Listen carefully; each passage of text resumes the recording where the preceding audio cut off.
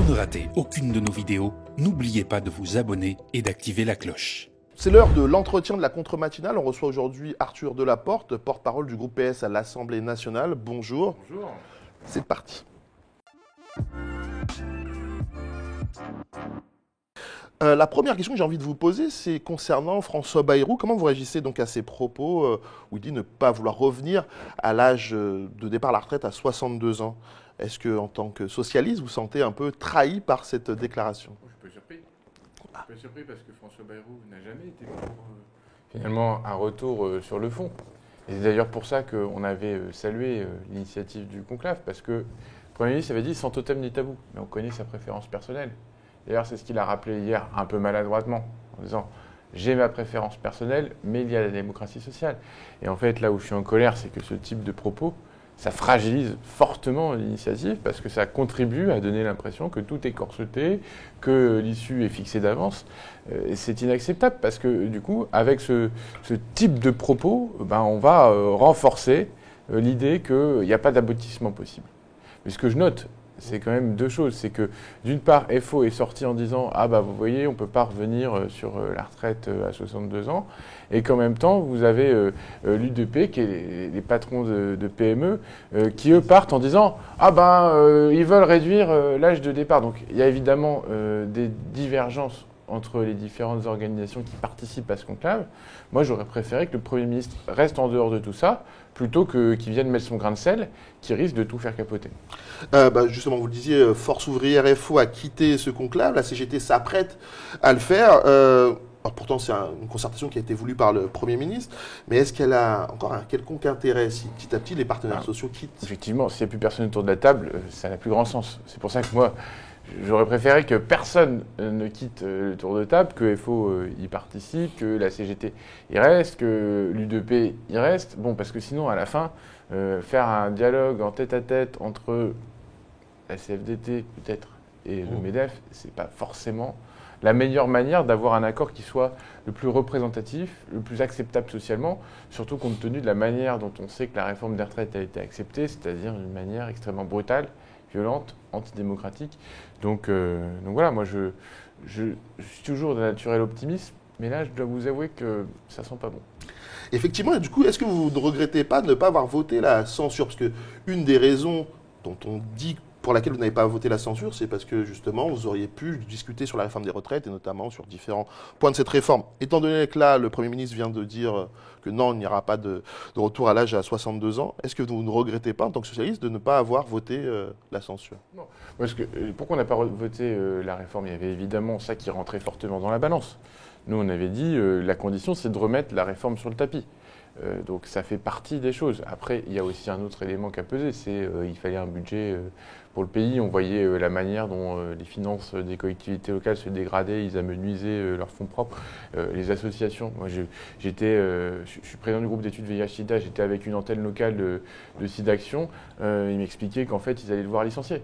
Parce qu'ils n'avaient pas de visibilité sur les fonds. Donc voilà, ça allait avoir un impact aussi sur le tissu bénévole associatif de solidarité au niveau local, qui est quand même le dernier maillon de la solidarité quand l'État a tout abandonné. Donc voilà pourquoi on a aussi décidé de laisser passer le budget et de laisser avancer les choses. Ce qui ne veut pas dire qu'on n'a pas censuré depuis. D'ailleurs, on a déposé une motion de censure. On en déposera une, le cas échéant, si on se rend compte que sur les retraites, ça ne s'est pas traduit par un retour au Parlement, ce qui était quand même notre demande initiale. Et après, voilà, moi Oui, non. Oui, mais vous y croyez à l'époque vraiment que Bayrou allait tenir parole? Parce que... Comme grande confiance dans la parole de François Bayrou. Par contre, on avait obtenu des engagements aussi sur les sujets budgétaires qui se sont pour le coup traduits dans le budget. Mais après, voilà, moi j'espérais que le dialogue social allait fonctionner. Je ne fais pas partie de ceux qui décrètent que voilà, rien n'est possible. Je pense qu'il faut toujours essayer de trouver le chemin, surtout quand on dit c'est pas le gouvernement qui s'en mêle, c'est les partenaires sociaux. Je veux dire, sur la pénibilité, les partenaires sociaux ont réussi à avancer sur des choses, sur la question de la retraite des seniors aussi. Donc en fait, quand on les laisse théoriquement faire le travail, ils sont capables. Voilà, si on regarde le régime Agirc-Arrco qui est co-géré par le patronat et les syndicats, il est non seulement à l'équilibre, mais aussi ils arrivent à le rendre plus favorable. Donc voilà, moi je crois dans le dialogue social. Et dorénavant, quelle va être votre position par rapport au gouvernement François Bayrou et éventuellement les promesses qu'il pourrait encore vous faire? Position par rapport au gouvernement est toujours la même. Enfin, on n'a pas changé. On est dans l'opposition. On est hostile à ces gens. On ne peut plus les voir en peinture. Voilà, on est extrêmement remonté. Après, est-ce qu'on est majoritaire pour faire une alternative? La réponse est non. Je rappelle quand même, c'est purement arithmétique, même si la première force en tête aux élections, c'est le nouveau Front populaire avec 193 députés et 192 aujourd'hui, c'est l'alliance entre les Républicains et les macronistes qui fait plus de 210 députés et qui nous dépasse. Donc aujourd'hui, on ne peut pas construire une coalition alternative plus forte que eux tant qu'il n'y a pas eu de nouvelle dissolution, en espérant que ce ne soit pas le RN qui nous surpasse tous. Voilà. Donc moi je rappelle juste des faits. Aujourd'hui, on est du coup spectateur souvent, mais parfois acteur si le RN choisit de bouger de camp, mais on n'ira jamais construire un gouvernement avec le RN. Donc voilà, je crois qu'on est dans une situation qui n'est pas simple, mais moi je n'ai jamais été complaisant avec François Bayrou. Le PS s'apprête à élire un nouveau leader, un congrès prochainement. Il y a plusieurs candidats. Il y en a 3 déclarés officiellement. Olivier Faure, Boris Vallaud, Nicolas Meyer-Rossignol. On parle aussi de Philippe Brun, éventuellement Jérôme Guedj, Karim Bouamran ou encore Hélène Geoffroy. Ça fait beaucoup Vous avez oublié Valérie Rabault. Valérie Rabault, voilà. Merci de me le rappeler. Quels sont selon vous les grands enjeux de cette élection? Est-ce que finalement c'est faire tomber Olivier Faure? J'ai le sentiment qu'il y a beaucoup de candidats qui étaient avec Olivier Faure il y a quelques mois ou années et qui là se présentent, et d'autres qui sont clairement contre lui. J'espère que c'est pas ça. En tout cas, moi, je fais partie de ceux qui pensent que la stratégie qui a été portée par Olivier Faure est celle qui a permis aussi au PS de se reconstruire depuis 2018. Je crois qu'on a parfois un peu oublié trop facilement, alors peut-être pas les spectateurs du média, mais l'image du Parti socialiste en 2017. Et il a fallu du chemin. Il a fallu aussi accepter avec Olivier Faure de faire un certain nombre d'évolutions, de défendre aussi fermement un principe simple qui est que la gauche est trop affaiblie quand elle est divisée et que la nécessité de l'union est un impératif. Bon, ça c'est quelque chose qui n'a pas fait que des émules au sein du Parti socialiste. Certains ont été déçus par cette stratégie, d'autres ont été estimés qu'ils étaient lésés parfois dans les accords électoraux, donc ça a pu générer aussi quelques frustrations. Après, aujourd'hui, voilà, qu'il y ait une multiplication de candidatures à l'approche d'un congrès, que chacun se sente pousser des ailes, je veux dire, libre à eux. On verra à la fin qui, effectivement, dépose ce qu'on appelle un texte d'orientation, c'est-à-dire une contribution. C'est ça l'apanage des organisations démocratiques, c'est que, après tout, chacun peut rêver de vouloir être le ou la future première secrétaire. Après, il faut avoir un peu de troupe derrière soi, il faut déjà avoir 15 membres du Conseil national, le Parlement du parti, pour pouvoir déposer ce qu'on appelle une contribution générale, puis une trentaine pour pouvoir déposer un texte d'orientation ou une motion. Et c'est à ce moment-là qu'on aura un vote, des pourcentages, et derrière, un nouveau vote pour désigner le premier secrétaire. Donc on rentre dans une séquence démocratique. Aujourd'hui, il y a une pluralité de candidatures. À la fin, il en restera sans doute beaucoup moins. Justement, est-ce que ça va se jouer sur la ligne choisie par le parti? Parce que pour beaucoup de gens, est-ce qu'une alliance continuée, en tout cas, je pose la question de savoir où vous en êtes avec LFI et NFP, ou la volonté de se démarquer complètement de la France insoumise? Le nouveau chef, j'imagine, devra choisir un cap. Et quelle est votre position là-dessus? Parce que j'ai le sentiment, moi, qu'en tant qu'observateur extérieur, que c'est encore flou et que sans LFI, on a le sentiment que le PS aurait eu du mal à exister ces dernières années au niveau national, je parle. Au niveau local, il n'y a pas de souci. Et qu'aujourd'hui, il va falloir peut-être choisir, est-ce qu'on reste avec la France insoumise, entre guillemets partenaire, ou est-ce qu'on s'en démarque? Oui, et je pense que sans le Parti socialiste, LFI n'aurait pas aussi autant de députés. Je rappelle quand même qu'ils étaient 17 en 2017 et que pour pouvoir gagner, il faut aussi être unis. Donc moi, je fais partie de ceux qui considèrent que l'alliance électorale de la NUPES puis celle du NFP ont permis à un certain nombre de députés insoumis, socialistes, écologistes, communistes, d'être élus ou réélus, et ça nous a permis d'être cette première force politique à l'Assemblée nationale en juillet dernier. Mais est-ce qu'aujourd'hui, cette force est fragilisée? La réponse est oui. Il y a eu un certain nombre de divisions, un certain nombre de tensions.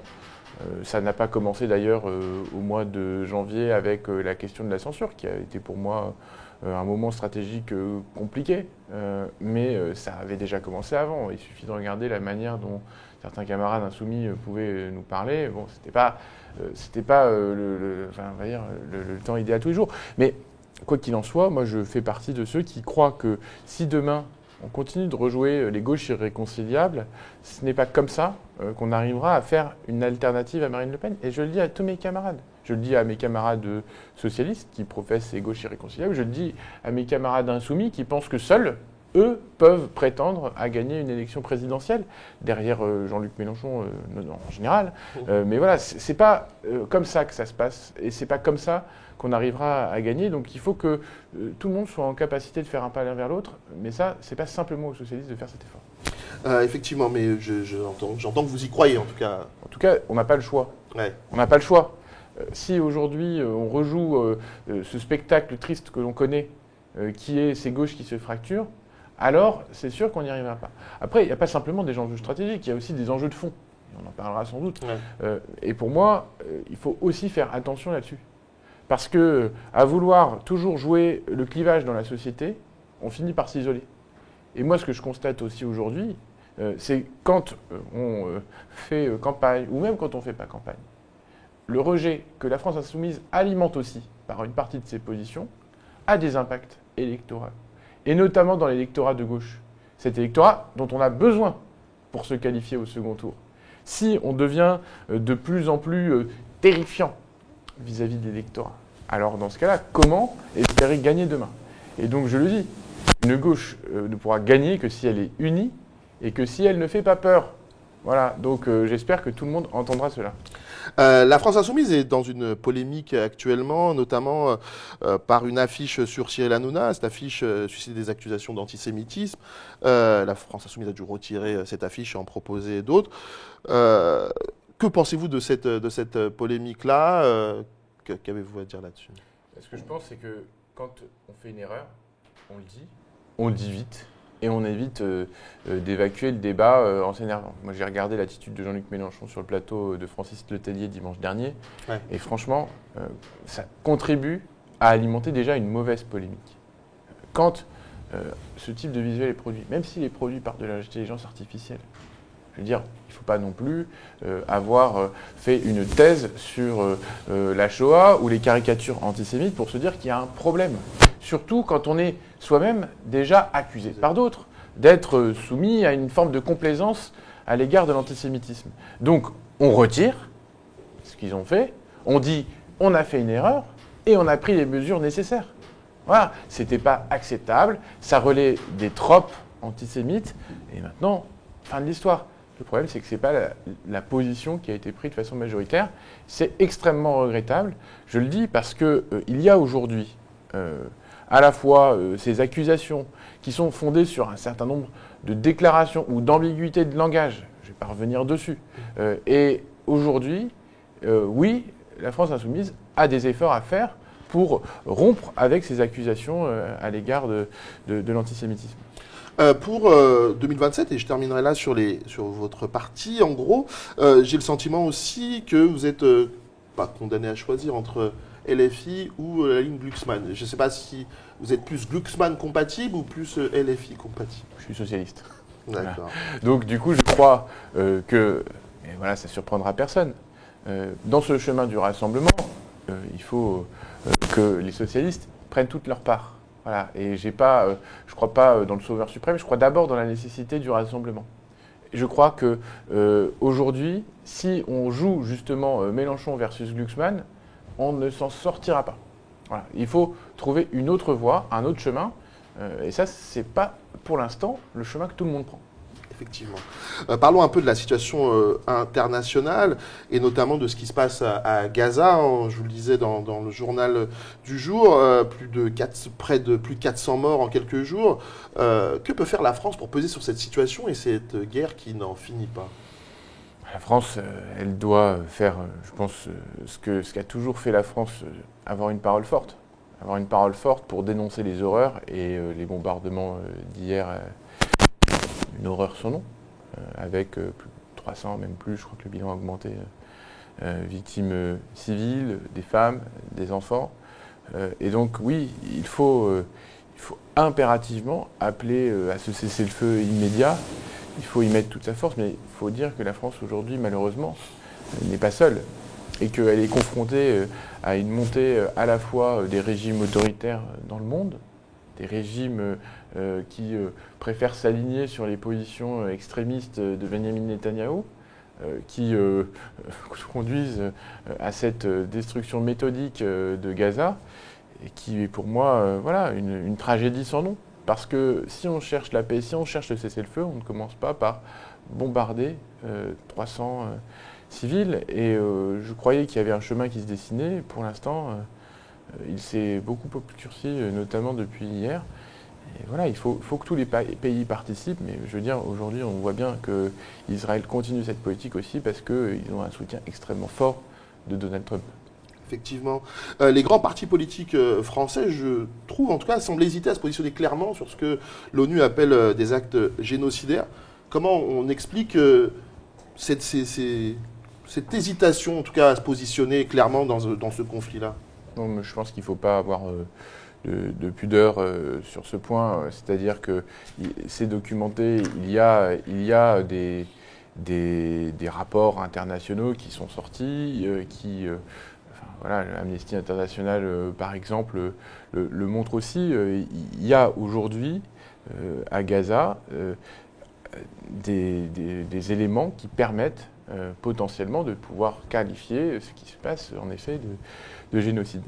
Mais parce qu'il y a aussi, avec la terminologie de génocide, tout on va dire une symbolique extrêmement lourde. En particulier, vous savez, en ce qui concerne la Shoah, aujourd'hui, il y a voilà, ces pudeurs à employer des termes qui, en dehors de ça, sont juridiquement établis. Et je crois que c'est aussi ce qui fait qu'il y a un malaise. Enfin, je veux dire, c'est pas non plus une analyse Bien sûr. renversante, mais aujourd'hui, dans la classe politique, à le dire et à le reconnaître. Oui, effectivement, hier, l'UNICEF parle de 130 enfants décédés lors de ce bombardement. Sur ce conflit Israël-Palestine, la position du PS, en tout cas, sur est-ce que la reconnaissance de l'État, enfin, d'un État palestinien fait partie de vos prérogatives, en fait, quelle est la position du Parti socialiste, en tout cas, sur cette question? On a toujours été extrêmement clair. Depuis le 8 octobre, depuis notre premier communiqué, ça n'a pas été le cas de tout le monde, depuis notre premier communiqué, on a dit, on condamne les atrocités commises par le Hamas. Voilà, c'était des actes de terrorisme, de barbarie, d'une ignominie sans nom. On demandait la libération immédiate des otages. On demandait un cessez-le-feu immédiat. On demandait évidemment d'épargner les victimes civiles. Voilà, on demandait, et on demande toujours, la paix, et surtout la paix par la solution à deux États. Je rappelle quand même que ce sont les socialistes qui ont fait voter en 2014 une résolution à l'Assemblée nationale pour reconnaître l'État palestinien. Donc nous, on est évidemment sur cette position, la solution à deux États. Et je remarque qu'à gauche, ce n'est pas le cas de tout le monde dans tous les partis. Toujours politique internationale, on va sur un autre front de guerre, c'est la guerre entre la Russie et l'Ukraine. Donald Trump et Vladimir Poutine se sont parlé hier au téléphone, et sur ces négociations de paix, on a le sentiment, et c'est même clair, que c'est les États-Unis qui dictent un peu le déroulement de la manière dont cela doit se passer. Est-ce qu'on peut craindre pour l'Ukraine le même sort qu'on pourrait craindre pour les Palestiniens? Je m'explique. Donald Trump était à l'origine pour cette trêve, cessez-le-feu en Israël. Et finalement, hier, il a donné son aval pour attaquer, pour que Israël puisse attaquer Gaza. J'ai l'impression que là, il donne des garanties parfois à l'Ukraine qui pourraient remettre en question dans quelques temps après une discussion avec Vladimir Poutine. Est-ce que finalement, on n'est pas tous en train d'attendre le bon vouloir de Donald Trump en ce qui concerne la politique internationale? Et est-ce que c'est pas dommageable pour un pays comme la France, pour l'Union européenne même plus globalement?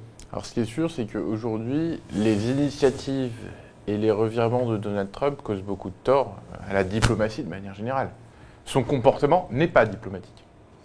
Il n'y a aucune précaution de langage, il n'y a aucune maîtrise du discours, et donc chaque mot peut faire des ravages. Chaque geste peut faire des ravages. Et donc c'est vrai que moi je suis profondément choqué par ce qui se passe aujourd'hui. Mais on sait aussi le poids prépondérant qu'ont les États-Unis, notamment parce que ce sont eux qui ont, avec la Chine, la plus grande armée à l'échelle mondiale, et que, voilà, s'ils disent quelque chose, notamment en termes de renseignement, on suspend le renseignement militaire à l'Ukraine, ça fragilise considérablement l'Ukraine. Si il fait un pas vers Vladimir Poutine, oui, évidemment que ça va avoir une incidence sur le renforcement de la puissance russe dans la négociation ou dans ce qui doit se traduire par, à un moment ou à un autre, des négociations avec l'Ukraine. Donc, voilà, c'est extrêmement compliqué, mais c'est vrai que quel est notre rôle, puisque c'était la deuxième partie de notre question, notre rôle, nous, il est d'essayer justement de construire l'alternative. Et c'est pour ça que même si je suis extrêmement critique moi, du macronisme, mais je salue quand même les efforts qui sont faits par la diplomatie française pour essayer de constituer un axe d'un soutien des démocraties à l'Ukraine et plus largement au camp de la paix. S'il n'y avait pas aujourd'hui l'Europe, l'Ukraine serait déjà aux mains de Vladimir Poutine. C'est parce que nous continuons de tenir bon, parce que nous avons réuni, ici ou en Angleterre, les différents membres de cette association de défense à l'échelle européenne qui vise à, continuer à dire que non, on ne peut pas faire ce qu'on veut de l'Ukraine, que je crois que demain, nous pourrons continuer à peser dans le rapport de force. Ça se fait évidemment parce que la France est une grande puissance, mais aussi parce qu'elle doit être à l'initiative du rassemblement des différents pays européens qui aujourd'hui ont peur, et légitimement, de la montée en puissance de Vladimir Poutine et de son agent sous-traitant qui se trouve aujourd'hui à la Maison-Blanche. Effectivement. L'effort de guerre dont nous a parlé le président Macron, doit-il se faire au détriment des Français et notamment de ceux qui sont plus en difficulté, notamment quand on entend François Bayrou qui dit que la discussion sur la retraite ne doit pas se faire maintenant, entre guillemets, parce qu'on est dans une période compliquée internationalement. Bien sûr. Non, je rigole. Ça m'a fait peur en début, mais j'ai atterri là. Qui j'ai en face de moi? Non, mais nous, on a toujours dit, je veux dire, d'une part, l'effort de guerre, il ne se finance pas comme ça du jour au lendemain, donc c'est un plan pluriannuel, il y a des besoins, mais je ne crois pas que ce soit le bon prétexte pour remettre en cause le modèle social. Mais certains commencent à le faire. D'ailleurs, voilà, on parlait des retraites tout à l'heure, certains justifient la crise internationale pour dire, bon, enfin, quand même, mettons la retraite à 64, pourquoi pas 70 tant qu'on y est, après tout. Enfin, je veux dire, oui, on a plein de besoins, on pourrait financer l'école avec les retraites, on pourrait... Non. En fait, les retraites, c'est un système à part. Le système de protection sociale, de manière générale, est, dans la manière dont il a été pensé au lendemain de la Seconde Guerre mondiale, autofinancé. C'est-à-dire que c'est des cotisations qui vont financer des dépenses. Alors, je veux bien, aujourd'hui, on a affaibli les cotisations, on a mis beaucoup d'exonérations, donc l'État en compose un grand nombre, mais le principe, c'est l'autonomie du modèle social et que les droits sont liés en grande partie à des cotisations. Aujourd'hui, si on dit, bon, vous cotisez pour financer des missiles sur la Russie, je ne suis pas sûr que ça permette, d'une part, de favoriser le consentement à l'impôt et d'autre part, de favoriser le lien nécessaire armée-nation. Donc, non. Préservons le modèle social, ne cédons pas à ce prétexte qu'ont les libéraux aujourd'hui pour chercher à rogner sur les droits sociaux et continuons le combat. Mais oui, il va y avoir besoin de trouver des financements. Oui, on a évidemment la capacité de mettre à contribution les plus riches. On peut aller regarder du côté des profits que font les industriels de défense ou ceux qui sont encore en lien avec la Russie. Je pense par exemple à Total, où chaque mois on a des nouvelles révélations sur des contrats gaziers ou autres avec la Russie et donc qui ont généré des profits assez astronomiques. Donc là, il y a peut-être quelques récupérations de dividendes à faire. Il y a aussi la question des avoirs gelés. La question des avoirs gelés, c'est quand même plus de 200 milliards d'euros qui sont potentiellement disponibles, que les Russes avaient investi en Europe et qui pourraient être mobilisés au soutien de l'Ukraine. Voilà. Certains disent justement que c'est plus une question de politique internationale et donc ce serait peut-être à des juges étrangers ou à d'autres de statuer sur ces histoires d'avoirs russes. Pourquoi pas? Il y a déjà des jurisprudences qui ont été établies, donc on peut se réfugier derrière le droit international comme on veut. Moi, je préfère le Jean-Luc Mélenchon des débuts de la guerre en Ukraine, puisque c'est de ça qu'on parle, qui disait qu'il fallait saisir ses avoirs. Aujourd'hui, il est sur une autre position, d'accord, mais la question, elle est de se dire à quoi ça sert. ne sert pas forcément à faire la guerre, mais ça servira à reconstruire l'Ukraine. On peut utiliser ces avoirs pour financer, parce qu'il y a eu plus de 500 milliards d'euros de destruction aujourd'hui en Ukraine, pour financer l'effort de reconstruction de l'Ukraine. Et ça, ce n'est pas du tout incompatible avec le droit international. J'avais envie également de terminer sur Bruno Retailleau, ministre de l'Intérieur, qui semble vouloir instaurer, ou en tout cas instaure actuellement un rapport de force avec l'Algérie, ce qui séduit effectivement une partie de la droite. Qu'en pensez-vous et quel est le but de tout ça selon vous? Aujourd'hui, on a en effet un ministre de l'Intérieur qui cherche à construire sa carrière. Et donc, du coup, tous les coups sont permis. Il se prend parfois pour le ministre de la Justice, parfois pour le Premier ministre, et parfois pour le ministre des Affaires étrangères. Moi, je considère que les relations bilatérales avec l'Algérie, elles doivent d'abord rester l'apanage du ministre des Affaires étrangères ou du président de la République. Et donc là, Bruno Retailleau fait beaucoup de tort à la France, beaucoup de tort aux Algériens qui vivent en France, aux Français qui vivent en Algérie, et à ceux qui sont franco-algériens. Et plus largement, quand on menace à ce point une relation, et donc du coup des liens culturels, économiques, familiaux, au prétexte de vouloir durcir le ton sur l'immigration, eh bien on a un impact clair sur la vie des gens. Et ça, j'aimerais qu'ils le voient un peu plus. Moi, je pense aussi à toutes celles et ceux qui travaillent dans nos hôpitaux aujourd'hui, les praticiens étrangers hospitaliers, les PADU, qui sont pour 40% d'entre eux algériens. Bon, je préférerais qu'ils en parlent, qu'ils facilitent leur démarche. Aujourd'hui, moi, par exemple, je pense à une femme algérienne dans ma circonscription qui cherche depuis 2 ans, alors qu'elle bosse dans nos hôpitaux, à faire venir ses 2 filles qui ont 10 et 13 ans. Elle n'y arrive pas. Voilà, donc ça, c'est des choses qui sont, pour moi, prioritaires et que Bruno Retailleau a montré ses muscles ailleurs, ça fera du bien à tout le monde. Effectivement, en tout cas c'est ce que j'espère moi aussi, la guerre mémorielle entre la France et l'Algérie refait un peu surface ces derniers jours, notamment avec cette histoire de Bruno Retailleau, et on l'a vu aussi avec la polémique autour de Jean-Michel Apathy qui a rappelé simplement des faits historiques. Une partie de la droite et de l'extrême droite semblent vouloir réécrire l'histoire coloniale à leur avantage.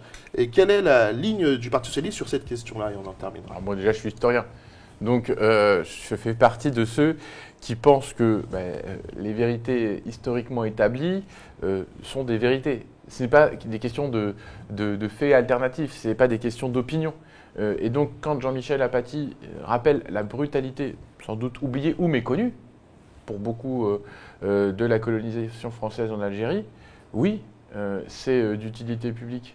Parce que ça fait partie aussi de ce qui s'est passé, de ce que la France a fait quand elle a colonisé. Non, la colonisation n'était pas exemple de massacre, de pillage et d'horreur. Donc quand aujourd'hui, moi j'ai un ministre de l'Intérieur qui fait comme si tout ceci n'existait pas, quand on a, qualifions-le, des négationnistes qui refusent à Jean-Michel Apathy le droit de dire la vérité, oui, je suis choqué. Oui, nous apportons notre soutien à Jean-Michel Apathy. Notre position est on ne peut plus claire. Mais voilà, après, je pense qu'il y a une bataille au-delà de ça à mener, c'est la bataille de l'histoire, la bataille de l'enseignement de l'histoire coloniale.